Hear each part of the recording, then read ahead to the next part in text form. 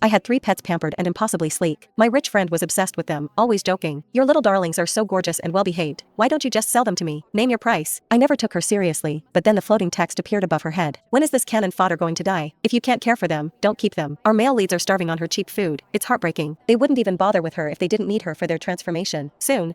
The cannon fodder has a brain tumor and no money for treatment. She's going to die any minute now. Once she's gone, the 3 male leads can go home with the female lead and start their happily ever after.